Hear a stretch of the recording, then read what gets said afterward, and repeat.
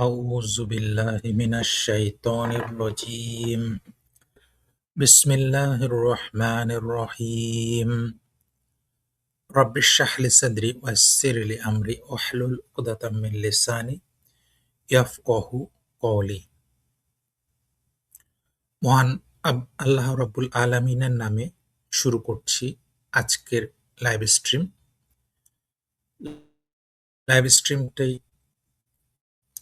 সরাসরি সম্প্রচারিত হচ্ছে প্রশ্নের মীমাংসা ইউটিউব এবং ফেসবুক চ্যানেল থেকে, এবং ইসলামের শিক্ষা light of Islam Facebook page থেকে সরাসরি আপনারা দেখতে পাবেন আজকের লাইভ স্ট্রিম। আজকের লাইভ স্ট্রিমের বিষয়বস্তু হলো স্রষ্টার অস্তিত্বের প্রমাণ। স্রষ্টার অস্তিত্বের প্রমাণ এটা কেন গুরুত্বপূর্ণ একটি বিষয়? আসলে এই মহাবিশ্বের একজন স্রষ্টা আছেন, এটা পৃথিবীর অধিকাংশ মানুষ কিন্তু এটা বিশ্বাস করে, মনে প্রাণে এটা ধারণ করে। আবার অনেকে আছে এটা বিশ্বাস করে না। আমরা যাদেরকে নাস্তিক বলি বা সংশয়বাদী, সন্দেহবাদী বা অজ্ঞেয়বাদী বলি, তারা হয়তো এমন অনেকে আছেন যারা এটা বিশ্বাস করেন না। যারা এটা বিশ্বাস করেন না তারা অনেক সময় এটা বলতে চান যে স্রষ্টার যে বিশ্বাস, এই বিশ্বাসটা অযৌক্তিক, এখানে কোনো যুক্তি নেই বা এখানে কোনো ধরনের বুদ্ধিবৃত্তিক বিশ্বাস এটি নয়। তারা অনেকে এটাও বলেন যে যেখানে যুক্তির শেষ সেখান থেকে স্রষ্টার বিশ্বাসের শুরু। তো আমরা এটাই আজকে দেখব ইনশাআল্লাহ, যে স্রষ্টার যে বিশ্বাস সেটার সাথে কি যুক্তির আদৌ কোনো সম্পর্ক আছে কিনা, সেই বিশ্বাসটি কি যুক্তিপূর্ণ কিনা, নাকি একেবারে অযৌক্তিক একটি বিশ্বাস, বা যেখানে কোনো যুক্তির সাথে কোনো সম্পর্ক নেই, এ ধরনের একটি বিশ্বাস স্রষ্টার অস্তিত্বতে। তো সেটাই কিন্তু আমরা ইনশাল্লাহ আজকের লাইভ স্ট্রিমে দেখব এবং আজকে আমরা আপনাদের সাথে শেয়ার করব। আজকের লাইভ স্ট্রিমে আমরা প্রেজেন্ট করব হচ্ছে কন্টিনজেন্সি আর্গুমেন্ট। স্রষ্টার বিশ্বাসের ক্ষেত্রে এটি একটি যুক্তিপূর্ণ একটি অবস্থান। এর আগেও আমরা স্রষ্টার অস্তিত্বের প্রমাণ এই বিষয়ে কয়েকটি লাইভ স্ট্রিম করেছি। সেখানে আমরা বিভিন্ন ধরনের যুক্তি পেশ করেছি, যেমন কসমোলজিক্যাল আর্গুমেন্ট, অর্থাৎ এই মহাবিশ্বের যে একটি শুরু আছে, অতএব যে কোনো জিনিসের যদি শুরু থাকে তার একটি কারণ থাকবে, অতএব এই মহাবিশ্বের একটি কারণ আছে। আমরা বলতে চাচ্ছি সেই কারণটি হচ্ছে গড বা ঈশ্বর বা আল্লাহ। এবং আমরা আরও বিভিন্ন ধরনের যুক্তি প্রদান করেছি, যেমন fine tuning argument, objective morality argument, এবং একটি গুরুত্বপূর্ণ আর্গুমেন্ট সেটা হচ্ছে ফিতরাত, যে মানুষের ভিতরে অন্তর্নিহিতভাবেই কিন্তু স্রষ্টার যে বিশ্বাস এটা বিদ্যমান। এটা কিন্তু আমরা প্রেজেন্ট করেছি। এবং আমাদের এই লাইভ স্ট্রিমের ধারাবাহিকতা শুরু হয়েছিল প্রথম যে লাইভ স্ট্রিম থেকে, সেটি হচ্ছে যে মুফতি শামাইল নাদভি এবং ভারতের বিখ্যাত নাস্তিক লেখক জাভেদ আখতার, তাদের যেই ডিবেটের বিষয়বস্তু তার উপরে ভিত্তি করে। এবং সেই ডিবেটে কিন্তু মুফতি শামাইল নাদভি কন্টিনজেন্সি আর্গুমেন্ট পেশ করেছিলেন। তো আজকেও কিন্তু আমরা সেই কন্টিনজেন্সি আর্গুমেন্টটাই পেশ করব এবং আমরা দর্শকদের সামনে এটা উপস্থাপন করব যে কন্টিনজেন্সি আর্গুমেন্টটা কি। এই কন্টিনজেন্সি আর্গুমেন্টটা মাধ্যমে এটা আমরা দেখাবো যে স্রষ্টার যে বিশ্বাস, এই বিশ্বাসটা কোনো অযৌক্তিক বিশ্বাস নয়, বরং এটি একটি পরিপূর্ণ যৌক্তিক বিশ্বাস, যেটা মানুষ বিশ্বাস করে। এটা যুক্তির ভিত্তিতেই কিন্তু মানুষ বিশ্বাস করে। এটা কোনো ধরনের অযৌক্তিক বিশ্বাস নয়। এবং এই যুক্তিটা এতটাই শক্তিশালী যে আমার দেখা মতে এখন পর্যন্ত কেউ এই যুক্তির এগেনস্টে কোনো ধরনের যুক্তি কিন্তু দিতে পারেনি বা পাল্টা যুক্তি দিতে পারেনি। এরকম একটি গুরুত্বপূর্ণ এবং শক্তিশালী যুক্তি হচ্ছে কন্টিনজেন্সি আর্গুমেন্ট, বা যেটা হচ্ছে স্রষ্টার অস্তিত্বের পক্ষে এই এই যুক্তিটি। তো এই যুক্তিটি কেন এত গুরুত্বপূর্ণ?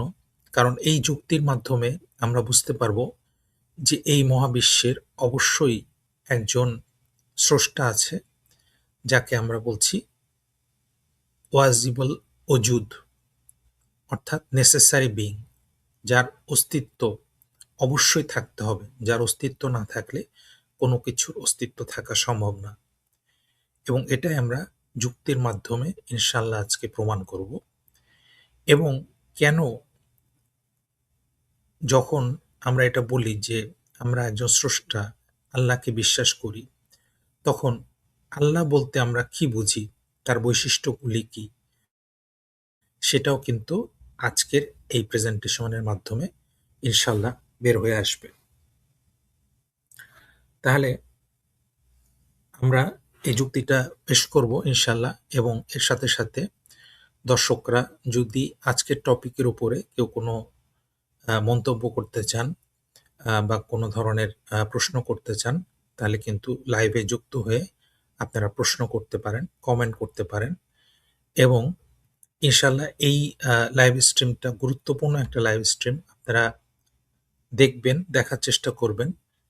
এবং এটা কেন গুরুত্বপূর্ণ, যে এমন অনেক মানুষ আছে যারা কিন্তু স্রষ্টার অস্তিত্বে বিশ্বাস করে না। তো এটা আপনার পরিবারের ভিতরে, আপনার বন্ধু বান্ধব, আত্মীয় স্বজন, এদের ভিতরে আপনি এমন মানুষ পেয়ে যাবেন, এবং তারা এটা বলতে চায় যে স্রষ্টার অস্তিত্বের ব্যাপারে কোনো যৌক্তিক কোনো কারণ নেই। তখন কিন্তু আপনারা এই যুক্তিটা দিতে পারেন, এবং এটা একটি শক্তিশালী যুক্তি নিঃসন্দেহে, যেটা কিন্তু কেউ এটা বলতে পারবে না যে এটা একটা অযৌক্তিক যুক্তি। সুতরাং আমি অনুরোধ করব সবাইকে যে এই লাইভটা দেখার জন্য এবং এই লাইভটা থেকে কিছু শেখার জন্য। যদি কেউ মনে করেন যে এই লাইভের ব্যাপারে কারো কোনো প্রশ্ন থাকে, তাহলে অবশ্যই আপনারা প্রশ্ন করতে পারেন। তাহলে ইনশাল্লাহ আমি আমার প্রেজেন্টেশনটা শুরু করছি। বিসমিল্লাহ।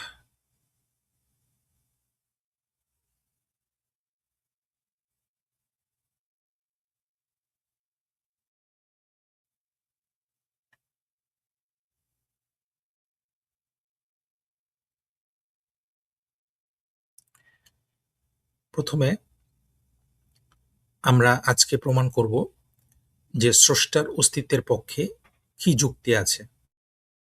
এর আগেও আমরা যুক্তি পেশ করেছি, তবে এই যুক্তিটা আমরা পেশ করছি। এই যুক্তিটা অত্যন্ত শক্তিশালী একটি যুক্তি। এই যুক্তিটা আমরা আজকে প্রেজেন্ট করছি। যুক্তিটা হচ্ছে কন্টিনজেন্সি আর্গুমেন্ট। এই কন্টিনজেন্সি আর্গুমেন্টটা কি? কন্টিনজেন্সি আর্গুমেন্ট বলতে আমরা কি বুঝি, চলুন দেখা যাক। কন্টিনজেন্সি আর্গুমেন্টে বলা হচ্ছে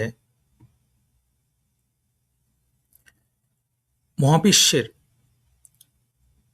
সবকিছুই নির্ভরশীল, অর্থাৎ এই মহাবিশ্বে আমরা যা দেখতে পাচ্ছি এই সব কিছুই কিন্তু নির্ভরশীল। আমরা মানুষ, আমরা নির্ভরশীল। যে কোনো বস্তু সেটা কিন্তু নির্ভরশীল। অর্থাৎ আমি একজন মানুষ হিসেবে আমি কি নির্ভরশীল নই? অবশ্যই আমি নির্ভরশীল। কারণ আমি কিন্তু নিজে নিজে জন্মগ্রহণ করি নাই। আমার বাবা মার কাছ থেকে আমি জন্মগ্রহণ করেছি, এবং জন্মগ্রহণ করার পরেও প্রতিনিয়ত আমি নির্ভরশীল। আমাকে খেতে হয়, আমাকে আমার প্রাকৃতিক প্রয়োজনগুলো পূরণ করতে হয়। আমাকে শ্বাস-প্রশ্বাস নিতে হয়। যদি বাতাস না থাকে তাহলে কিন্তু আমরা শ্বাস নিতে পারব না। আমাকে ডাক্তারের কাছে যেতে হয় অসুস্থ হলে। এভাবে প্রতি মুহূর্তে প্রতিদিন আমরা কিন্তু নির্ভরশীল। তেমনিভাবে মহাবিশ্বের সবকিছুই কিন্তু নির্ভরশীল। তাহলে এর অর্থ হলো মহাবিশ্বের কোনো কিছুই নিজে, নিজে টিকে থাকার ক্ষমতা রাখে না। এখন দ্বিতীয় তথ্য হচ্ছে প্রতিটি নির্ভরশীল বা কন্টিনজেন্ট, নির্ভরশীল যেটা তাকে কিন্তু ইংলিশে বলছে কন্টিনজেন্ট। তার অস্তিত্বের জন্য বা সেটি কেন ঠিক এভাবে আছে তার জন্য একটি প্রয়োজনীয় সত্তা বা নেসেসারি বিইং প্রয়োজন। তাহলে কন্টিনজেন্ট জিনিসটা তার জন্য কিন্তু কেন এভাবে আছে তার জন্য একটি নেসেসারি বিইং প্রয়োজন। তাহলে এখান থেকে আমরা উপসংহারে আসছি যে মহাবিশ্বের সবকিছুর অস্তিত্বের জন্য এবং বর্তমান অবস্থায় টিকে থাকার জন্য একজন প্রয়োজনীয় সত্তার উপস্থিতি আবশ্যক রয়েছে। তাহলে আমরা কিন্তু পেয়ে গেলাম আমাদের যুক্তিটা। এরপরে আমরা প্রতিটি কথা এখানে যেটা আমরা বলছি সেটা কিন্তু আমরা চেষ্টা করব যে এর ব্যাখ্যা দেওয়ার জন্য। এখন প্রশ্ন হচ্ছে যে আমরা কিন্তু এই যে মহাবিশ্বে অবস্থান করছি, মহাবিশ্বের অস্তিত্ব আছে কিনা? অবশ্যই যেকোনো মানুষ, সুস্থ মানুষ বলবে যে কিন্তু মহাবিশ্বের অস্তিত্ব আছে। এখন এই মহাবিশ্বের অস্তিত্ব কেন আছে? মহাবিশ্বের অস্তিত্ব কিন্তু না থাকলেও পারত। যেমন আমরা নির্ভরশীল। আমার যদি আজকে অস্তিত্ব না থাকতো তাহলে কিন্তু কোনো সমস্যা হতো না। তেমনি এই মহাবিশ্বের যদি কোনো অস্তিত্ব না থাকতো তাহলেও কিন্তু কোনো সমস্যা হতো না। কিন্তু মহাবিশ্ব আছে। তাহলে এই মহাবিশ্ব কেন আছে? এই অস্তিত্বের যৌক্তিক কারণটা কি? এটা আমরা দেখব।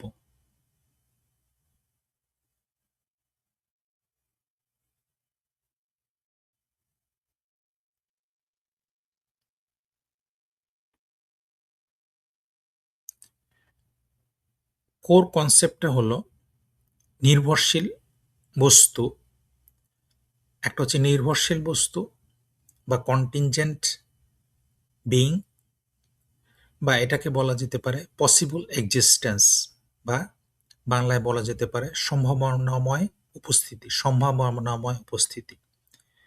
একটা হচ্ছে নির্ভরশীল বস্তু কন্টিনজেন্ট বিইং, পসিবল এক্সিস্টেন্স। আরেকটা হতে পারে ইম্পসিবল এক্সিস্টেন্স। ইম্পসিবল এক্সিস্টেন্স মানে এটার এক্সিস্টেন্স থাকার পসিবল না। সেটা আমি এখানে উল্লেখ করিনি যেহেতু সেটার প্রয়োজন নাই।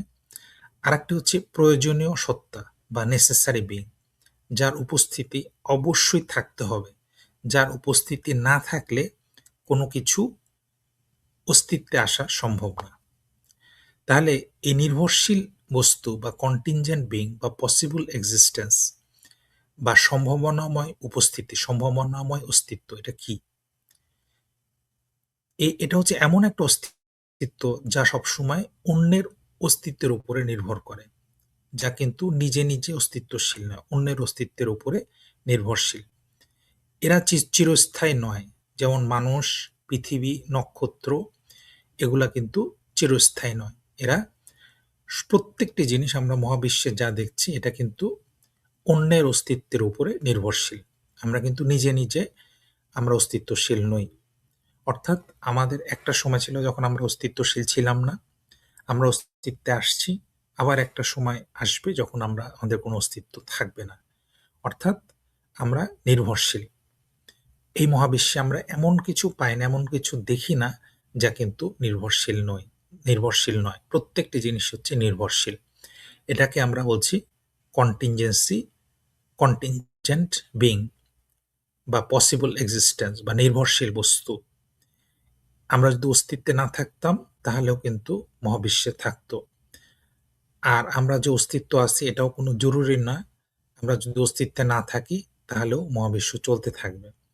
আর আমরা যদি এভাবে অস্তিত্ব না থেকে অন্য কোনোভাবে অস্তিত্বে থাকতাম তাহলেও কিন্তু মহাবিশ্ব চলত।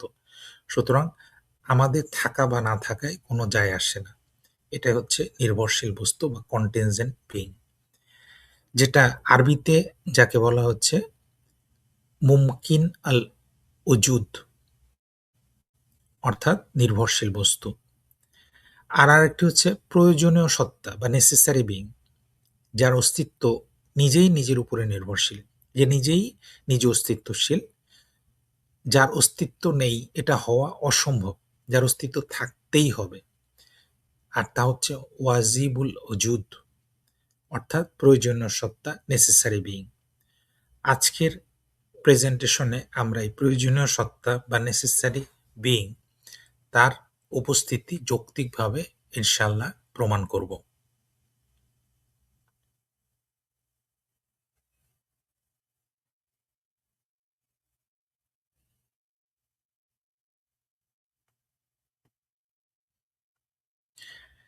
এখন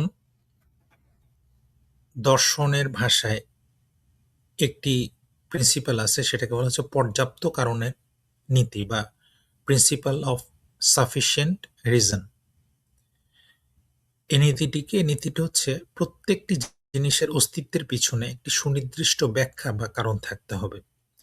অর্থাৎ যে জিনিসটি অস্তিত্বশীল তার পিছনে অবশ্যই একটি সুনির্দিষ্ট ব্যাখ্যা থাকতে হবে। ব্যাখ্যা ছাড়া কোনো কিছু অস্তিত্বশীল হতে পারে না। আমরা আজকে অস্তিত্বশীল, আমি অস্তিত্বশীল, অবশ্যই আমার অস্তিত্বের পিছনে একটি ব্যাখ্যা আছে। নিশ্চয় আমার বাবা মা আছে, তাদের মাধ্যমেই আমি কিন্তু অস্তিত্বশীল হয়েছি। সুতরাং এটাই হচ্ছে আমার অস্তিত্বের পিছনে ব্যাখ্যা। আমি যে বেঁচে আছি, নিশ্চয় আমি খাবার পাচ্ছি, আমি বাতাস পাচ্ছি, আমার প্রয়োজনীয় যে উপাদানগুলো পাচ্ছি, এই জন্যই আমি কিন্তু বেঁচে থাকতে পারতেছি, নাহলে কিন্তু আমি বেঁচে থাকতে পারতাম না। তাহলে এটার পেছনে একটি ব্যাখ্যা আছে। আর যে কোনো জিনিসেই আপনি যদি দেখেন, আজকে আপনি যদি বাসায় যান, বাসায় যেয়ে যদি দেখেন যে ভাত রান্না হয়েছে, তার মানে অবশ্যই এই ভাত রান্নার পেছনে একটি ব্যাখ্যা আছে। নিশ্চয়ই কেউ না কেউ আপনার জন্য ভাত রান্না করে রাখছে। এটা এমনি এমনি ভাতটা রান্না হতে পারে না। তেমনিভাবে মহাবিশ্বের সকল কিছুই অস্তিত্বশীল, সুতরাং অস্তিত্বের পিছনে এটা একটি ব্যাখ্যা রয়েছে। এখন এই জিনিসটি কেন আছে বা এই জিনিসটি কেন নাই বা না থাকলে কি হতো? না থাকলেও কিন্তু কোনো সমস্যা হতো না, বা এই জিনিসটি যদি অন্যভাবে থাকতো তাহলে কি হতো? এই জিনিসটি কেন এমনভাবেই আছে, এই জিনিসটার উত্তর আমাদের জানা প্রয়োজন। এটাই হচ্ছে পর্যাপ্ত কারণের নীতি বা প্রিন্সিপাল অফ সাফিসিয়েন্ট রিজন। একজন ভাই কমেন্ট করেছেন, আরবাব, আসসালামু আলাইকুম। ওয়ালাইকুম আসসালাম। আরবাব ভাই, দেখতে থাকুন আমাদের আজকের প্রেজেন্টেশনটা, এটা অত্যন্ত গুরুত্বপূর্ণ ইনশাল্লাহ।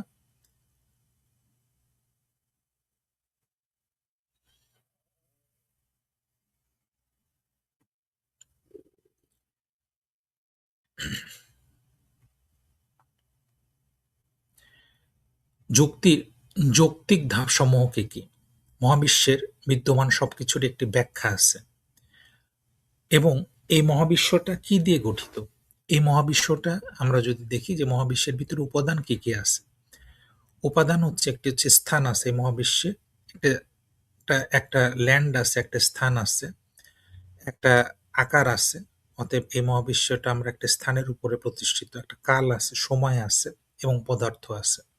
স্থান, কাল এবং পদার্থ, মূলত এগুলার সমষ্টি হচ্ছে এই মহাবিশ্ব।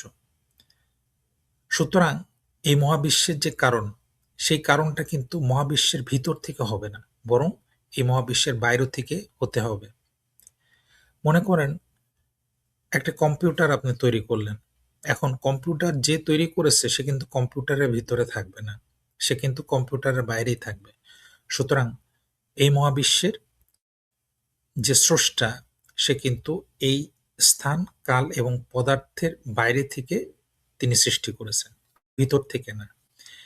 এবং এই বাহ্যিক কারণটি সে কিন্তু অবশ্যই অনির্ভরশীল এবং প্রয়োজনীয় সত্তা।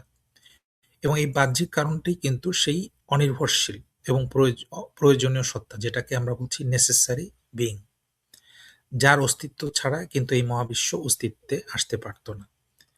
এখন এই মহাবিশ্বের যে স্রষ্টা, তিনিও যদি এই মহাবিশ্বের ভিতরে হতেন, অর্থাৎ স্থান, কাল এবং পদার্থ এটার ভিতরে কোনো একটা অবস্থায় উনি যদি থাকতেন, তাহলে কিন্তু তিনি কিন্তু অবশ্যই নির্ভরশীল হতেন।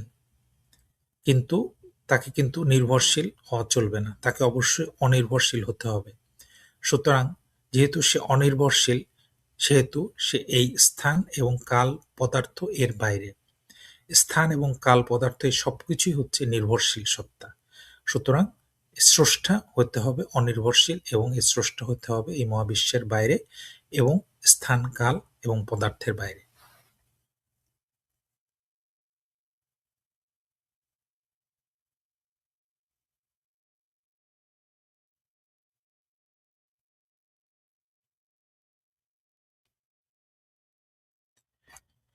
এখন প্রশ্ন হচ্ছে, মহাবিশ্ব কেন নিজেই নিজের কারণ হতে পারে না? এখন আমরা যদি দেখি যে মহাবিশ্ব কিভাবে এটা তৈরি হয়েছে, মহাবিশ্বের ভিতরে আমরা যা দেখতে পারি সবকিছুই কিন্তু নির্ভরশীল। এরকম অজস্র নির্ভরশীল বস্তুর সমষ্টি হচ্ছে মহাবিশ্ব। এই মহাবিশ্বের ভিতরে আমরা মানুষ দেখতে পাই, পশু পাখি, গাছপালা, পাহাড় পর্বত, এই পৃথিবী, অন্যান্য গ্রহ নক্ষত্র, এসব কিছুই কিন্তু নির্ভরশীল বস্তুর সমষ্টি এই মহাবিশ্ব। অর্থাৎ আমি যেটা আগের স্লাইডে বলেছি, সেটা হচ্ছে মহাবিশ্বের প্রত্যেকটি, তার ভিতরে একটা স্থান, আহ, স্থান, কাল, সময় এবং পদার্থ, এই তিনটার সমন্বয় কিন্তু মহাবিশ্ব গঠিত, এবং এই সবগুলি হচ্ছে নির্ভরশীল সত্তা, এবং এই সবগুলির সমষ্টি হচ্ছে মহাবিশ্ব। তাহলে অনেকগুলা নির্ভরশীল বস্তু মিলে কখনো একটি প্রয়োজনীয় সত্তা তৈরি করতে পারে না। তাহলে একটা যদি আমরা বলি যে সকল নির্ভরশীল বস্তু মিলে একটা প্রয়োজনীয় সত্তা তৈরি হয়েছে, এটা কিন্তু হতে পারে না, কারণ প্রয়োজনীয় সত্তা কিন্তু সে কিন্তু কখনোই নির্ভরশীল হতে পারবে না। আবার আমরা দেখছি যে মহাবিশ্বের সবকিছুই নির্ভরশীল। সুতরাং যে প্রয়োজনীয় সত্তা বা নেসেসারি বিং, সে কিন্তু কোনোভাবেই নির্ভরশীল হতে পারবে না। সুতরাং সে কিন্তু এই মহাবিশ্বের ভিতরের কোনো বস্তু হতে পারবে না, কারণ এই মহাবিশ্বের সবকিছুই নির্ভরশীল। এখন আমরা কি দেখি যে মহাবিশ্বের কিন্তু একটা শুরু আছে। বিজ্ঞানীরা বলছে যে মহাবিশ্ব একটা সময় থেকে বা একটা স্পেসিফিক একটা মোমেন্টে মহাবিশ্ব কিন্তু শুরু হয়েছে, এটাকে আমরা বলছি বিগ ব্যাং। তাই এর অস্তিত্ব জন্য যে প্রথম কারণ, এটার একটা অস্তিত্ব, একটা কারণ থাকতে হবে, যেটাকে আমরা বলছি ফার্স্ট কজ। এই মহাবিশ্বের একটা ফার্স্ট কজ থাকতে হবে। পরবর্তী স্লাইডে আমরা চলে যাই।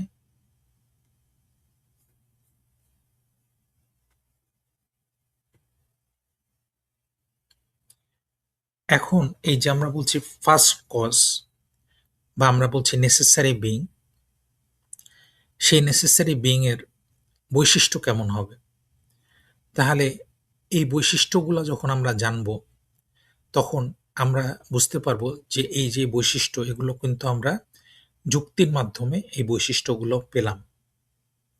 এই বৈশিষ্ট্যগুলি কিন্তু আমরা কোনো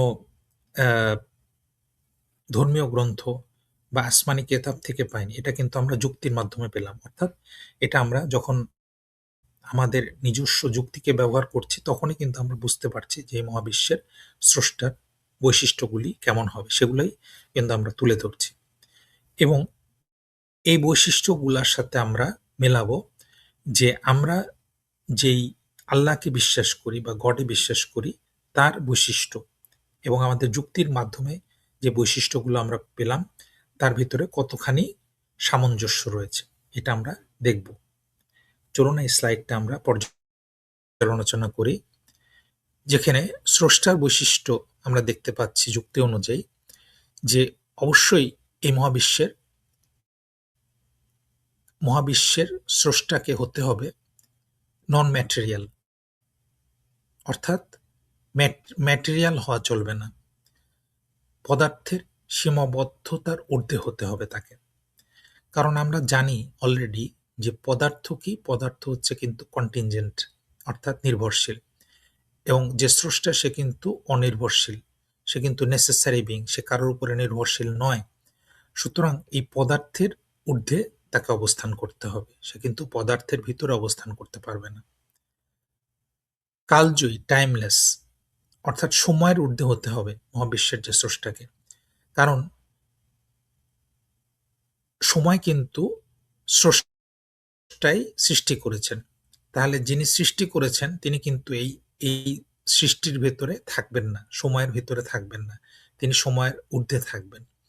কারণ সময় একটা পর্যায় থেকে শুরু হয়েছিল এবং এই সময়টা সৃষ্টি করেছেন সেই স্রষ্টা বা নেসেসারি বিইং। তাহলে ১ নম্বর হচ্ছে তাকে পদার্থ এবং কালের, স্থানের ঊর্ধ্বে থাকতে হবে। ২ নম্বর হচ্ছে তাকে সময়ের ঊর্ধ্বে থাকতে হবে। ৩ নম্বর হচ্ছে তাকে হতে হবে অসীম ক্ষমতাধর। কারণ অসীম ক্ষমতাধর না হলে এই মহাবিশ্বের সবকিছু সে সৃষ্টি করতে পারত না। তাকে অবশ্যই সর্বময় ক্ষমতার অধিকারী হতে হবে। তাহলেই কেবল সম্ভব যিনি এই মহাবিশ্ব কোন একটা পর্যায়ে তিনি সৃষ্টি করেছেন। আর এই যে সত্তা, এই সত্তা কি এমন হতে পারে যে তার ভিতরে সচেতনতা নেই? না, অবশ্যই তার সচেতনতা থাকতে হবে। তাকে কনশাস বিইং হতে হবে। কারণ কনশাস যে না হবে সে কিন্তু কোনো সিদ্ধান্ত নিতে পারে না। যে কনশাস না সে কিন্তু কোনো সিদ্ধান্ত নিতে পারে না। কিন্তু আমরা দেখছি যে মহাবিশ্বের একটি শুরু আছে।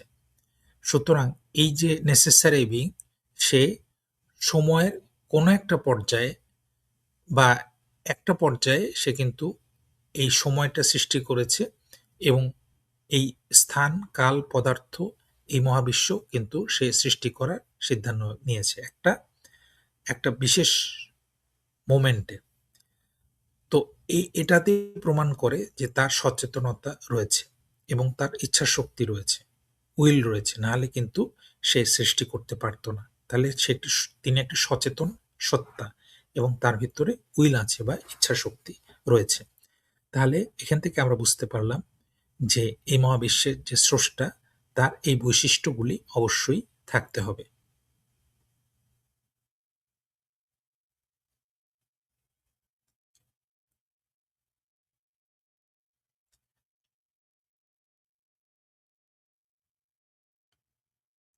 এখন এই যুক্তির বিপরীতে অনেকে পাল্টা যুক্তি দিতে পারেন এভাবে যে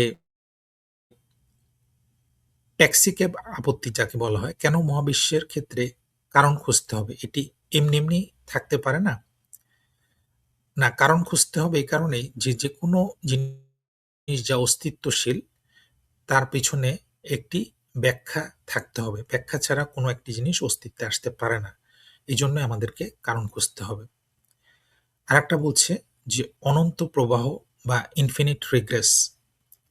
কারণের ধারা কি পেছনে অনন্তকাল চলতে পারে? অর্থাৎ এই যে আমরা বলছি যে কন্টিনজেন্ট বিইং, অর্থাৎ নির্ভরশীল বস্তু, এরকম অসীম সংখ্যক নির্ভরশীল বস্তু থাকতে পারে কিনা? অর্থাৎ নির্ভরশীল বস্তু, তার পিছনে নির্ভরশীল বস্তু, তার পিছনে নির্ভরশীল বস্তু, এভাবে অসীমভাবে, ইনফিনিট ভাবে থাকতে পারে কিনা? না, এটা থাকতে পারে না। এটা থাকতে পারে না এই কারণে যে এই নির্ভরশীল বস্তুগুলি এমন যার অস্তিত্ব একসময় ছিল না এবং ভবিষ্যতে যাদের অস্তিত্ব একসময় থাকবে না। তাহলে এটা যদি আমরা পিছনের দিকে যাই তাহলে এই অসীম সংখ্যক যে নির্ভরশীল বস্তু তারা কিন্তু অসীম হতে পারে না। অবশ্যই তাদের একটা লিমিট আছে এবং এই লিমিটটা যখন শেষ হয়ে যাবে তখন প্রথম যে নির্ভরশীল বস্তুটি তার পিছনে যদি কোনো কারণ না থাকে তাহলে সে এমনি এমনি অস্তিত্বে আসতে পারে না। অবশ্যই তার পিছনে একটি কারণ থাকতে হবে। অসীমভাবে এটা চলতে পারে না।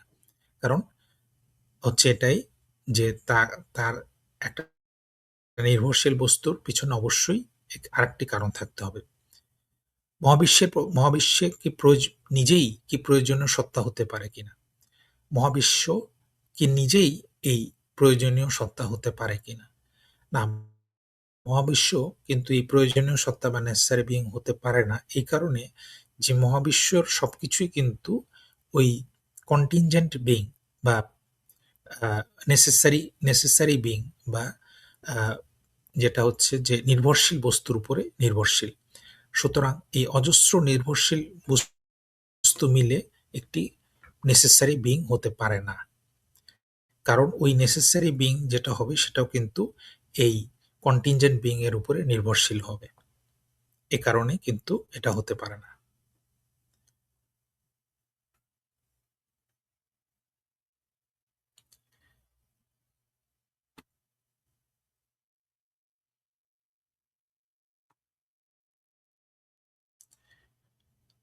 এখানে আমরা পবিত্র কোরআনের সূরা তুরের ৩৫ নম্বর আয়াতে আল্লাহ তাআলা উল্লেখ করছেন, তারা কি কারো ছাড়া আপনা আপনি সৃষ্টি হয়েছে নাকি তারা নিজেরাই নিজেদের স্রষ্টা? অর্থাৎ আল্লাহ বলছেন যে এই যে সৃষ্টি এটা কি এমনি সৃষ্টি হয়েছে, শূন্য থেকে সৃষ্টি হয়েছে, কারো সাহায্য ছাড়াই সৃষ্টি হয়েছে? অর্থাৎ এই যে সবকিছু নির্ভরশীল বস্তু এগুলা কি এমনি কারো সাহায্য ছাড়াই কি অস্তিত্বে আসতে পারে? পারে না। নাকি তারা নিজেরাই নিজেদের স্রষ্টা? অর্থাৎ এই বস্তুগুলো কি নিজেরাই নিজেদেরকে সৃষ্টি করতে পারে? না, পারে না। তাহলে আল্লাহ রাব্বুল আলামিন পবিত্র কোরআনে কিন্তু এই যুক্তিটা দেখাইছেন যে যেমন আমরা প্রত্যেকটা অস্তিত্ব কিন্তু নির্ভরশীল। সুতরাং নির্ভরশীল বস্তু কিন্তু এমনি সৃষ্টি হতে পারে না। অবশ্যই তাকে আরেকটি জিনিসের উপরে নির্ভর করতে হয়। নাহলে সে এমনি শূন্য থেকে সৃষ্টি হতে পারে না। আর আমরা নিজেরাই নিজেরাকে সৃষ্টি করতে পারি না। আরেকটি অস্তিত্ব আমাদেরকে অস্তিত্বে নিয়ে আসে। সুতরাং আমরা যদি এভাবে পিছনে যেতে থাকি তাহলে অবশ্যই একটা নেসেসারি বিইং থাকতে হবে যে আমাদেরকে অস্তিত্বে নিয়ে আসছে। তাছাড়া কিন্তু কখনোই এই মহাবিশ্বে অস্তিত্বে থাকতে পারত না।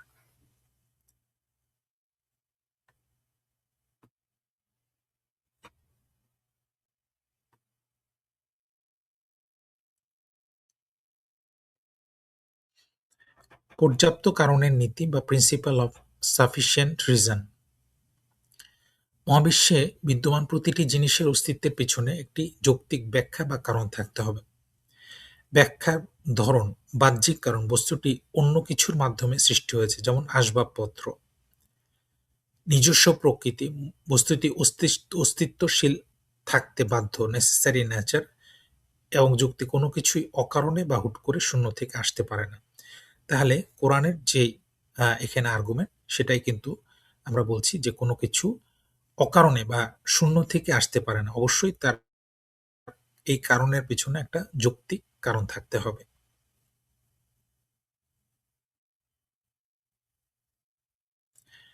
আর মহাবিশ্বের উপাদান হচ্ছে স্থান, কাল এবং পদার্থ। স্থান এবং কাল, পদার্থ এটাই কিন্তু মহাবিশ্বের উপাদান। কোনো কিছুর কারণ তার ভিতর থেকে আসতে পারে না। যেমন ঘড়ির কারণ সে কিন্তু নিজে নয়। অবশ্যই এই ঘড়িটা একজন সৃষ্টি করেছেন, তৈরি করেছেন এবং সে কিন্তু ঘড়ির ভিতরে না, ঘড়ির বাইরে। এবং সেই সত্তার বৈশিষ্ট্য কেমন হবে? যেহেতু তিনি মহাবিশ্বের সৃষ্টিকর্তা, তাই তাকে অবশ্যই হতে হবে স্পেসলেস, অর্থাৎ সময়ের ঊর্ধ্বে, অর্থাৎ আ পদার্থের ঊর্ধ্বে, অর্থাৎ সে কোনো পদার্থের দ্বারা সীমাবদ্ধ থাকতে পারে না। টাইমের ঊর্ধ্বে, সে কোনো সময় দ্বারা সীমাবদ্ধ থাকতে পারে না। এবং তাকে হতে হবে ইম্যাটেরিয়াল, কারণ ম্যাটারের ঊর্ধ্বে থাকতে হবে। কারণ ম্যাটার তিনি সৃষ্টি করেছেন এবং ম্যাটার নির্ভরশীল। এবং এই সত্তা যেহেতু নির্ভরশীল নয়, অবশ্যই সে কিন্তু কোনো ম্যাটার হতে পারে না।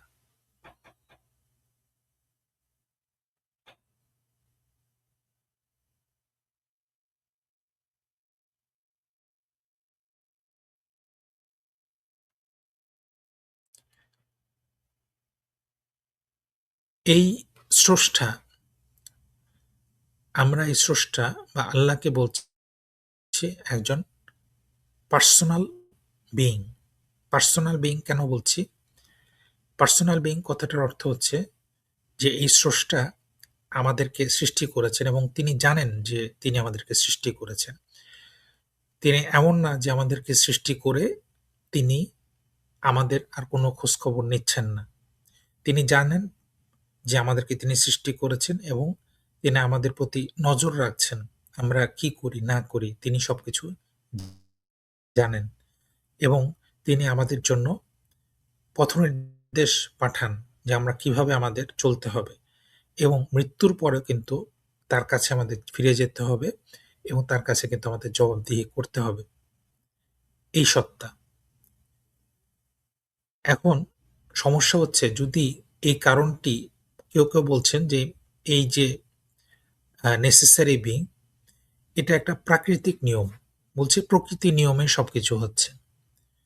এটার পেছনে কোনো গড বা স্রষ্টা নয়। তাহলে তাই যদি হতো তাহলে কিন্তু এই মহাবিশ্ব কিন্তু চিরকাল থাকতো। এই মহাবিশ্ব কিন্তু কোনো একটা পর্যায় থেকে শুরু হতো না। কিন্তু আমরা জানি এখন যে এই মহাবিশ্বের কিন্তু একটি নির্দিষ্ট শুরু আছে। সুতরাং এটা অবশ্যই প্রকৃতি হতে পারে না, কারণ প্রকৃতিরও কিন্তু একটা শুরু আছে। অতএব এই স্রষ্টার অস্তিত্বটা কিন্তু প্রকৃতির বাইরে থেকেই হতে হবে, প্রকৃতির ভিতর থেকে নয়। অতএব যারা বলেন যে এই মহাবিশ্ব প্রকৃতি দ্বারাই নিয়ন্ত্রিত, তাদের এই যুক্তিটা কিন্তু ভুল প্রমাণিত হয়ে যায়। কারণ প্রকৃতি হচ্ছে একটা সৃষ্টি। অতএব এই সৃষ্টির পেছনে কিন্তু যে স্রষ্টা সে কিন্তু প্রকৃতি থেকে হতে পারে না, কারণ প্রকৃতিকে তিনি সৃষ্টি করেছেন। সমাধান হচ্ছে একটি অনাদি কারণ থেকে একটি নির্দিষ্ট সময়ে কোনো কিছু সৃষ্টি হওয়া তখনই সম্ভব যখন কারণটির একটি নিজস্ব ইচ্ছাশক্তি থাকে। এখন এই যে সৃষ্টি হলো, এই সৃষ্টির পেছনে কিন্তু অবশ্যই যে স্রষ্টা হয়েছে তাকে তার নিজস্ব একটা ইচ্ছাশক্তি থাকতে হবে এবং ইচ্ছাশক্তি যেহেতু আছে অবশ্যই তার সচেতনতা আছে। যদি সে সচেতন না হতো তাহলে কিন্তু সে কোনো কিছু ইচ্ছা করতে পারতো না। মনে করেন একটা টেবিল, কাঠের টেবিল, সে কিন্তু কোনো কিছু ইচ্ছা করার ক্ষমতা রাখে না, কারণ তার ভিতরে কোনো ধরনের সচেতনতা নেই। তখনই কোনো কিছু ইচ্ছা করতে পারবে যার ভিতরে সচেতনতা আছে। অতএব আমাদের যে স্রষ্টা তিনি অবশ্যই সচেতন এবং তার ভিতরে কিন্তু বুদ্ধিমত্তা রয়েছে এবং তার ভিতরে ইচ্ছাশক্তি রয়েছে। এই ইচ্ছাশক্তি বুদ্ধিমত্তা কেবল একটি ব্যক্তি সত্তার পার্সোনাল গডের পক্ষেই থাকা সম্ভব, যা মহাবিশ্ব সৃষ্টির সিদ্ধান্ত নিতে পারে। তাহলে আমরা তাকে পার্সোনাল গড বা পার্সোনাল বিইং বলছি এই কারণে যে তিনি সচেতন সত্তা, তার ইচ্ছাশক্তি আছে, তিনি একটা পর্যায়ে তিনি ইচ্ছা করেছেন বলেই এই মহাবিশ্ব সৃষ্টি হয়েছে এবং মহাবিশ্বে অস্তিত্ব লাভ করেছে।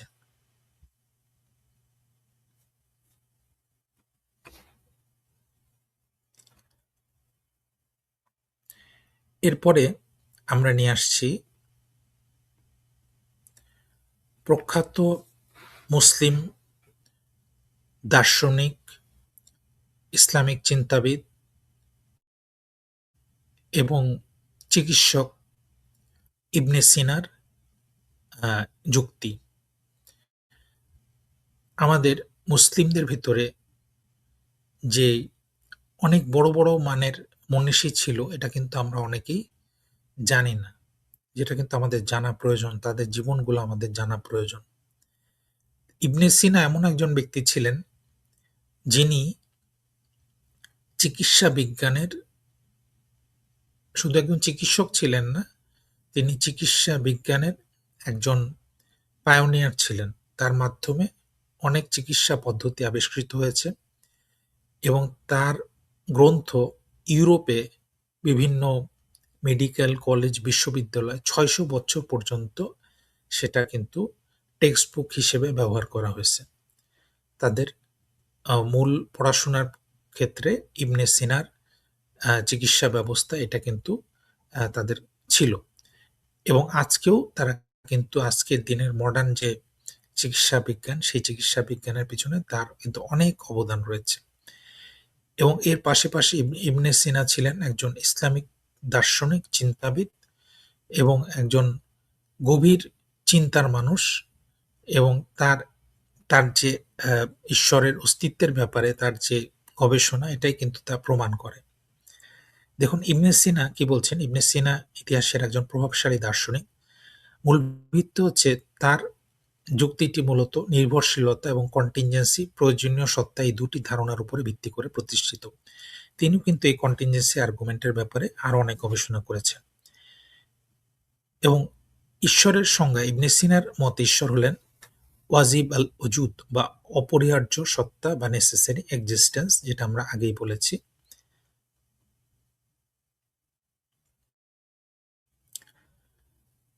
আর নির্ভরশীলতা বা পসিবল এক্সিস্টেন্স, আমরা চারপাশে যা দেখি তা কিন্তু সবই নির্ভরশীল।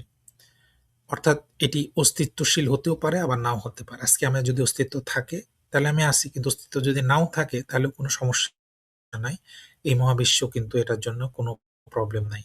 অতএব আমি অস্তিত্ব থাকলেও কি না থাকলেও কি, এই অস্তিত্বের জন্য বাইরের কোনো কারণ বা কজ বা শর্তের প্রয়োজন হয়। অর্থাৎ আমাদের অস্তিত্বের পেছনে অবশ্যই একটি কারণ রয়েছে। উদাহরণস্বরূপ যেমন মানুষ বা একটি টেবিল, এদের অস্তিত্ব অন্য কোনো জিনিসের উপরে, যেমন বাতাস, খাদ্য বা নির্মাতার উপরে নির্ভরশীল। অসীম শৃঙ্খলের যুক্তি বা চেইন অফ কজেস, যদি সবকিছু নির্ভরশীল হয় তবে এই শৃঙ্খল কি অনন্তকাল চলতে পারে কিনা। অর্থাৎ আমি নির্ভরশীল, আমি যার উপরে নির্ভরশীল সেও আর একজনের উপরে নির্ভরশীল, এভাবে এটা অনন্তকাল চলতে পারে কিনা। অসীম সংখ্যক নেসেসারি বিং বা আহ, বা যেটা হচ্ছে নির্ভরশীল সত্তা, এটা থাকতে পারে কিনা। ইবনে সিনা বলেন যদি সকল নির্ভরশীল বস্তুর সমষ্টিটিকে মহাবিশ্বকে ধরা হয়, তাহলে মহাবিশ্ব আমরা দেখতে পাচ্ছি কি প্রত্যেকটা জিনিস কিন্তু নির্ভরশীল। তাহলে সকল নির্ভরশীল বস্তুর সমষ্টি হচ্ছে মহাবিশ্ব। তাহলে এই মহাবিশ্ব কিন্তু টোটালটাই কিন্তু নির্ভরশীল। কিসের উপরে নির্ভরশীল? এই সকল জিনিসের উপরে নির্ভরশীল, সকল নির্ভরশীল বস্তুর উপরে নির্ভরশীল। যদি কোনো সমষ্টি যদি নির্ভরশীল অংশ দিয়ে গঠিত হয়, তবে সেই সমষ্টিও তার অংশগুলোর উপরে নির্ভরশীল থাকে। অর্থাৎ এই মহাবিশ্ব কিন্তু কখনো কোনোভাবেই নেসেসারি বিং হতে পারে না। কেন পারে না? কারণ এই মহাবিশ্ব কিন্তু আবার এই নির্ভরশীল বস্তুর সমষ্টি। এই নির্ভরশীল বস্তুর উপরে ভিত্তি করেই কিন্তু সে অস্তিত্বশীল। সুতরাং সে এই নির্ভরশীল বস্তুগুলির উপরেই সে নির্ভরশীল। সুতরাং সে কিন্তু অনির্ভরশীল নয় বা নেসেসারি বিং নয়। মহাবিশ্ব এজন্য নেসেসারি বিং হতে পারে না।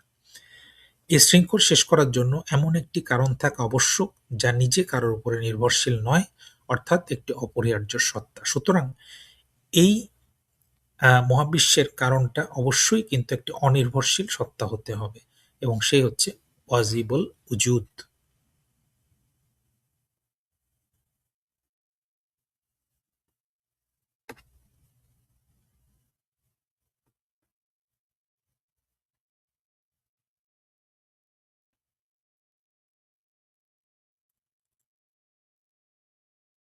এখন এরপরে ইবনে সিনা এটাকে আরো আহ, বিশদভাবে ব্যাখ্যা করেছেন। উনি যুক্তি দেখিয়েছেন যে এই অপরিহার্য সত্তা বা সত্তাকে অবশ্যই হতে হবে অবিভাজ্য বা সিম্পল।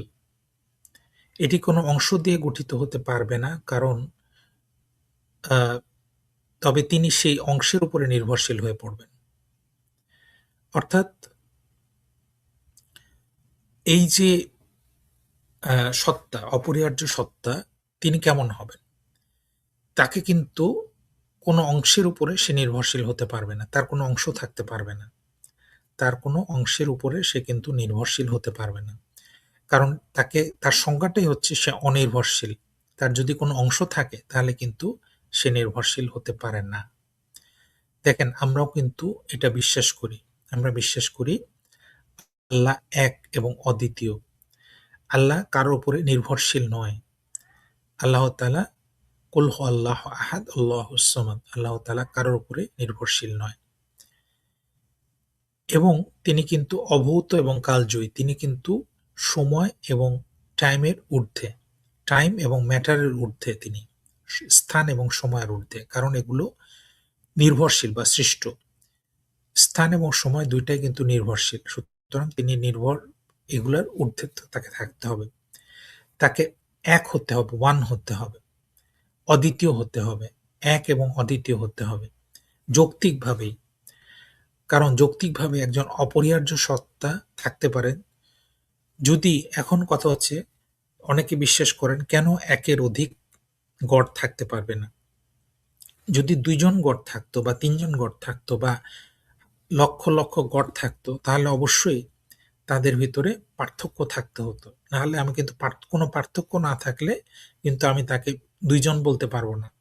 তাহলে পার্থক্য থাকতে হলে অবশ্যই তার একটা এমন কোনো অংশ থাকতে হতো যা দ্বারা আমরা তাকে আইডেন্টিফাই করতে পারি যে এই গড ওই অংশ দ্বারা ওই গড থেকে আলাদা। তাহলে এটাতে যদি তার অংশ থাকতো তাহলে অবশ্যই সে অংশের উপরে সে নির্ভরশীল। অতএব সে কখনোই কিন্তু নেসেসারি বিইং হতে পারে না। অতএব নেসেসারি বিইং অবশ্যই যৌক্তিকভাবে এক হতে হবে। একের অধিক কখনোই কিন্তু এই নেসেসারি বিইং হতে পারবেন না।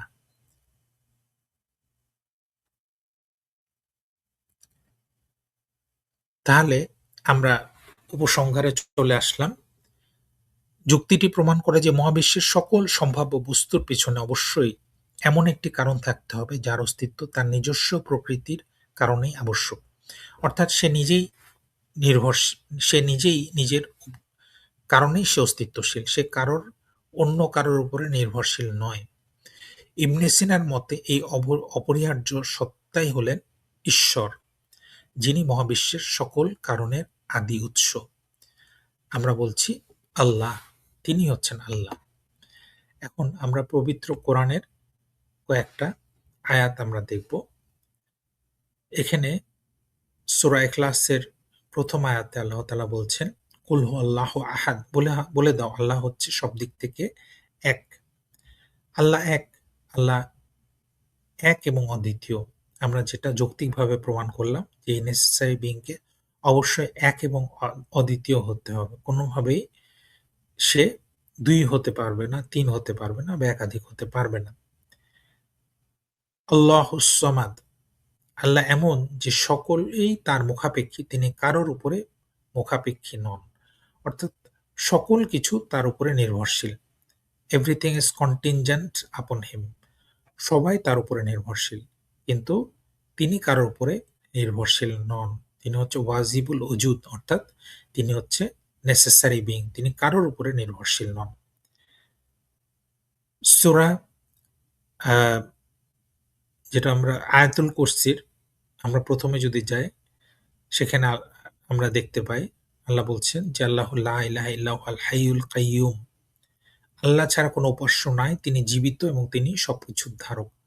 অর্থাৎ আল্লাহ তাআলা সবকিছুর উপরে ধারণ করে আছেন, সবকিছুর উপরে তিনি অস্তিত্বশীল। তিনি এমন এক অস্তিত্ব যার কারণে সবকিছু অস্তিত্বশীল, এবং কোনো কিছু অস্তিত্বে থাকতে পারত না যদি আল্লাহ রাব্বুল আলামিন না থাকতেন, এবং আল্লাহ রাব্বুল আলামিন কোনো কিছুর উপরে নির্ভরশীল নয়। তাহলে আমরা আজকের প্রেজেন্টেশন থেকে যৌক্তিকভাবে প্রমাণ করলাম যে একজন নেসেসারি বিইং বা সেই সত্তা যিনি কারোর উপরে নির্ভরশীল নয় এবং তার উপরে সকলেই নির্ভরশীল, সেটাই হচ্ছে সেই নেসেসারি বিইং। আমরা তাকেই বলছি আল্লাহ। তাহলে আজকের প্রেজেন্টেশনে আমরা কিন্তু এটা প্রমাণ করলাম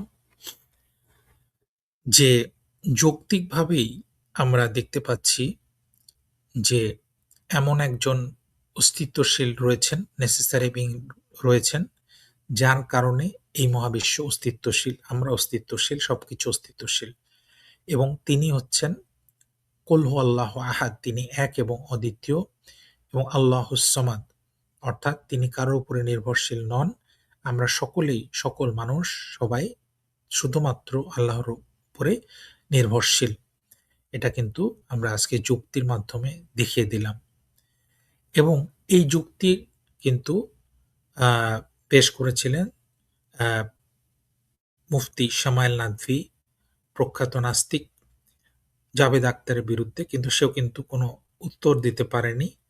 এবং আজ পর্যন্ত আমি দেখিনি যে কোনো নাস্তিক বা যারা ঈশ্বরে বিশ্বাস করেন না তারা কিন্তু এই যুক্তির বিরুদ্ধে কোনো যৌক্তিক অ্যান্সার দিয়েছেন। তারা শুধু এটাই বলতে চান যে কেন আমরা অস্তিত্বের পেছনে কেন আমাদের কারণ খুঁজতে হবে। কারণ খুঁজতে হবে এটাই কিন্তু প্রকৃতির নিয়ম। অবশ্যই আমরা যখন কোনো কিছু অস্তিত্ব দেখি তখন কিন্তু আমরা তার পিছনে একটা কারণ খুঁজি যে এর পেছনে কি কারণে এই জিনিসটা অস্তিত্বশীল, কি কারণে এটি অস্তিত্বে আসলো। এবং সেটা যদি আমরা চিন্তা করি তাহলেই কিন্তু আমরা বুঝতে পারি যে এই অস্তিত্বে আসার পিছনে অবশ্যই একটি কারণ রয়েছে, যে কিন্তু নিজেই নিজের গুণে অস্তিত্বশীল। তাকে কেউ অস্তিত্বে নিয়ে আসে নাই এবং সেই হচ্ছে নেসেসারি বিইং। তো এই ছিল আজকের প্রেজেন্টেশন। আমার মনে হয় যে আমরা আরো প্রেজেন্টেশনগুলা করব স্রষ্টার অস্তিত্বের প্রমাণের উপরে, এবং এর সাথে আমরা ইসলামের সত্যতার প্রমাণ এবং ইসলামের সৌন্দর্যগুলা এটার উপরে আমরা প্রেজেন্টেশন করব ইনশাআল্লাহ। এবং নাস্তিকতা কেন ভ্রান্ত, কেন ভ্রান্ত মতবাদ, নাস্তিকতা কেন যৌক্তিক কোনো অবস্থান নয়, এবং নাস্তিকতার কুফলগুলি কি কি, এগুলার উপরেও আমরা ক্রমান্বয়ে বিভিন্ন লাইভ স্ট্রিমগুলা করব। এবং ইনশাআল্লাহ আমরা যত বেশি সংখ্যক মানুষকে এটা জানানোর চেষ্টা করব যে এটাই হচ্ছে আহ, একমাত্র সত্য, ইসলাম একমাত্র সত্য। এমন হতে পারে না যে ইসলামও সত্য বা অন্যান্য ধর্ম সত্য, নাস্তিকতা সত্য, সবকিছু একসাথে সত্য হতে পারে না। যে কোনো একটি সত্য হবে, হয় ইসলাম সত্য হবে, না হলে নাস্তিকতা সত্য হবে, না হলে খ্রিস্ট ধর্ম সত্য হবে, না হলে হিন্দু ধর্ম সত্য হবে। যে কোনো একটি সত্য, সবকিছুই একসাথে সত্য হতে পারে না। আমরা ইসলামের সত্যতার প্রমাণগুলি একে একে তুলে ধরবো ইনশাআল্লাহ, এবং মানুষের কাছে এটা নিয়ে আমরা প্রচার করব। এবং ইনশাআল্লাহ আমরা চাই বেশি সংখ্যক মানুষ ইসলামের ছায়াতলে আসুক, এবং আমরা বিশ্বাস করি যে ইসলামই একমাত্র পথ, এবং ইসলামের মাধ্যমেই মানুষ একমাত্র জান্নাতে প্রবেশ করতে পারবে। সুতরাং আমরা চাই যে বেশি সংখ্যক মানুষ ইসলামের পথে আসুক এবং তারা এই দুনিয়াতে একটি সুন্দর জীবনযাপন করুক, এবং আখেরাতে তারা তারা মুক্তি পেয়ে যাক, নাজাত পেয়ে যাক, এবং তারা দোজখের আগুন থেকে তারা রক্ষা পাক। এটাই আমাদের আশা থাকবে। আজকে আমরা আশা করেছিলাম যে কিছু দর্শক হয়তো যুক্ত হবেন, কিন্তু এই পর্যন্ত কোনো দর্শক যুক্ত হননি। আরবাব ভাই মেসেজ করেছেন, অনেক ধন্যবাদ আরবাব ভাই আপনাকে। তো আমরা যদি কোনো মেসেজ পাই তাহলে আমরা সেই মেসেজগুলোর উত্তর দিব, বা কোনো দর্শক যদি জয়েন করেন তাহলে আমরা তাদের সাথে কথা বলবো। আর যদি কেউ জয়েন না করেন তাহলে আমরা আস্তে আস্তে স্ট্রিমটা শেষ করে দিব। তাহলে আমরা আশা করব যে আপনারা স্ট্রিমটা দেখবেন, এবং আমরা যে কন্টিনজেন্সি আর্গুমেন্টটা পেশ করেছি স্রষ্টার অস্তিত্বের পক্ষে, সেই আর্গুমেন্টটার ব্যাপারে আপনাদের যদি কোনো প্রশ্ন থাকে তাহলে অবশ্যই আপনারা প্রশ্ন করতে পারেন। কেন স্রষ্টার অস্তিত্বের প্রমাণ এটা একটা যৌক্তিক একটা অবস্থান, সেটা কিন্তু আমরা আজকে পেশ করেছি। এবং আমাদের মূল আর্গুমেন্ট ছিল এটাই যে মহাবিশ্বের সবকিছু কিন্তু নির্ভরশীল, সবকিছু নির্ভরশীল, কন্টিনজেন্ট, অর্থাৎ মহাবিশ্বের কোনো কিছু নিজে টিকে থাকার ক্ষমতা রাখে না। তাহলে প্রত্যেকটি কন্টিনজেন্ট বস্তুর পেছনে, নির্ভরশীল বস্তুর পেছনে একটা কারণ রয়েছে। কেন এই বস্তুটি এইভাবে আছে, কেন অন্যভাবে নেই, কেন না থাকলে কি হতো? তাহলে এটার পেছনে একটা কারণ থাকতে হবে। এই কারণটাকে আমরা বলছি প্রয়োজনীয় সত্তা বা নেসেসারি বিইং। সুতরাং মহাবিশ্বে সবকিছু অস্তিত্বের জন্য, বর্তমান অবস্থায় থাকার জন্য একজন প্রয়োজনীয় সত্তার আবশ্যকতা রয়েছে, যার অস্তিত্ব ছাড়া কোনো কিছু অস্তিত্বে থাকতে পারতো না, অস্তিত্বে আসতে পারতো না, বা অস্তিত্বে টিকে থাকতে পারতো না। আর সেই হচ্ছে আল্লাহ, যার অস্তিত্বের কারণেই আমরা কিন্তু সকলেই অস্তিত্বশীল। তাহলে এটাই ছিল আজকের আর্গুমেন্টের মূল আলোচ্য বিষয়।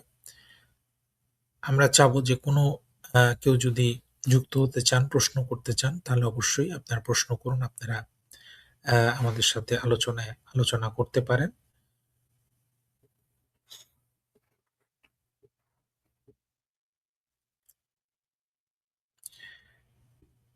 আমরা বিগত সময়ে দেখেছি যে আমরা যখনই একজন স্রষ্টার অস্তিত্বের প্রমাণের ব্যাপারে কথা বলি, তখন আমরা কিন্তু এর কোনো যৌক্তিক কোনো উত্তর পাই না, যে তারা কোনো একটা পাল্টা যুক্তি দিতে পারে না যে কেন স্রষ্টার অস্তিত্ব নেই। অথচ তারা কিন্তু স্রষ্টাতে বিশ্বাস করে না। অনেকে স্রষ্টাতে বিশ্বাস করে না। কিন্তু এটার পেছনে কোনো যৌক্তিক কারণ কিন্তু তারা দিতে পারে না। কারণ অবশ্যই এটা সাধারণ জ্ঞানেই বলে, যখন আমাদের অস্তিত্ব আছে, অবশ্যই আমাদের অস্তিত্বের পেছনে একটা কারণ আছে। আমরা যে সৃষ্টি করা হয়েছে, আমরা যে সৃষ্টি করা হয়েছে এতে কিন্তু কোনো সন্দেহ নেই। কিন্তু তারপরেও কিন্তু মানুষ এটাকে মানতে চায় না। এই যুক্তি থাকার পরেও কিন্তু মানুষ মানতে চায় না। কিন্তু কেন মানতে চায় না সেটাই কিন্তু আমরা বোঝার চেষ্টা করি, জানার চেষ্টা করি, এবং আমরা ক্রমান্বয়ে তাদের যেই কারণগুলার কারণে তারা ঈশ্বরকে মানতে চায় না, গডকে মানতে চায় না, আল্লাহকে মানতে চায় না, সেই কারণগুলো আমরা নিয়ে আসবো, কথা বলবো, এবং সকলের সাথে আমরা আলোচনা করব ইনশাআল্লাহ যে কেন তারা আ গডকে মানতে চায় না। আসলে ইসলামের যে গডের যে ধারণা, সেটাই সবচাইতে বিশুদ্ধ ধারণা। এখানে আমরা যদি দেখি যে আমরা যখন বলছি যে আল্লাহ এক, অদ্বিতীয়, তাহলে আল্লাহ যদি একাধিক হতো, তাহলে কিন্তু এই যে ২ চরম পরম শক্তিশালী সত্তা, তাদের ভিতরে কিন্তু একটা সংঘর্ষ লেগে যেত। কে, কে শ্রেষ্ঠ? কে একজনের থেকে আরেকজন শ্রেষ্ঠ? যেটা কিন্তু আমরা বিভিন্ন ধর্ম আ গ্রন্থগুলোতে দেখি যে যেখানে তারা একাধিক স্রষ্টার উপাসনা করে, তখন কিন্তু একজন আরেকজনের সাথে তারা সংঘর্ষে লিপ্ত হয়ে যায়। কিন্তু আল্লাহ এক এবং অদ্বিতীয়। তার কোনো শরিক নেই, তার কোনো পুত্র নেই, তার কোনো বাবা নেই, তার কোনো আত্মীয়স্বজন, ফ্যামিলি মেম্বার নেই। শুধুমাত্র আল্লাহ তাআলা এক এবং অদ্বিতীয়। অন্যান্য ধর্মে আমরা দেখি যে কেউ বানিয়ে ফেলেছে যে স্রষ্টার তার সন্তান আছে।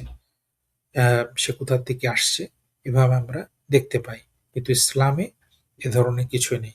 ইসলামে এই নেসেসারি বিইং কেই আমরা বলছি আল্লাহ। কারণ তিনি এক এবং অদ্বিতীয়, তিনি কারোর উপরে নির্ভরশীল নন, সকলে তার উপরে নির্ভরশীল। তিনি কারোর পিতা নন বা কারোর পুত্র নন, কারোর থেকে তিনি জন্মগ্রহণ করেননি বা কাউকে তিনি জন্ম দেনওনি, এবং তার কোনো পরিবার নেই, তার কোনো স্ত্রী নেই, তো তার কোনো ফ্যামিলি নেই। এভাবে আমরা দেখি যে তার একত্ববাদকে ইসলাম প্রচার করে, এবং তিনি সৃষ্টির কোনো কিছুর মতো নন। তিনি সৃষ্টির থেকে সম্পূর্ণ আলাদা। সৃষ্টি হচ্ছে আমাদের এই সময়, স্থান এবং আ পদার্থের সমষ্টি। তিনি সবকিছুর ঊর্ধ্বে। তিনি এই সৃষ্টির থেকে আলাদা। তাহলে এটাই আমরা দেখতে পাই যে ইসলামে আ স্রষ্টার আ স্রষ্টার অস্তিত্বর কিন্তু আমরা যেটা দেখতে পাই, সেটা কিন্তু আমাদের যুক্তির সাথে, আমাদের বুদ্ধির সাথে সম্পূর্ণ সামঞ্জস্যপূর্ণ, সম্পূর্ণ মিলে যায়। তো এটাই আজকে আমরা দেখলাম, এবং এটা নিয়ে আমরা আলোচনা করলাম ইনশাআল্লাহ। আ আ তো আমরা আশা করেছিলাম যে কোনো দর্শক যুক্ত হবেন, কিন্তু কোনো দর্শক যুক্ত হননি। আজকে আমাদের প্রিয় ভাই আ আ মুফতি রুহুল আমিন সিরাজি ভাই, উনার যুক্ত হওয়ার কথা ছিল, কিন্তু উনি অসুস্থ। আপনারা সবাই উনার জন্য দোয়া করবেন। আ আ এই মুফতি সাহেব উনি চেষ্টা করে যাচ্ছেন ইসলামের দাওয়াত দেওয়ার জন্য। নাস্তিকদের বিভিন্ন প্রচারণা, কুৎসা, এগুলার বিরুদ্ধে জবাব দেওয়ার জন্য। তো আল্লাহ তাআলা তার এই চেষ্টাকে কবুল করুক, তাকে সুস্থতা দান করুক, তাকে তার তার জন্য সুন্দর একটি জীবন, তার হালাল রুজির ব্যবস্থা করে দিক। তার জন্য আমরা সকলে দোয়া করি, এবং সকল মুসলিম ভাই-বোনদের জন্য এবং সারা পৃথিবীর সকল মানুষের জন্য দোয়া করে আজকে আমরা শেষ করছি। আল্লাহ রাব্বুল আলামিন আমাদের এই ক্ষুদ্র প্রচেষ্টাকে কবুল করুন। কোনো কিছু যদি আমাদের এই এই লাইভ স্ট্রিমে আমরা ভুল ত্রুটি করে থাকি, তাহলে সেটা আমার পক্ষ থেকে আল্লাহ রাব্বুল আলামিনের কাছে মাপ চাই। আর কোনো কিছু যদি এখানে ভালো কিছু হয়, সেটা আল্লাহ রাব্বুল আলামিনের রহমতের কারণে হয়েছে। এখানে আমার কোনো আ কৃতিত্ব নেই। আল্লাহ রাব্বুল আলামিন আমাদের সকলকে বোঝার তৌফিক দান করুন। ইসলামের উপরে থাকার এবং ইসলামের বিশ্বাসীর উপরে আমাদের মৃত্যু পর্যন্ত রাখার তৌফিক দান করুন এবং ইসলামের আমলগুলো করার তৌফিক দান করুন। আসসালামু আলাইকুম ওয়া রাহমাতুল্লাহি ওয়া বারাকাতুহু। আজকের মতো স্ট্রিমটি এখানেই শেষ হচ্ছে।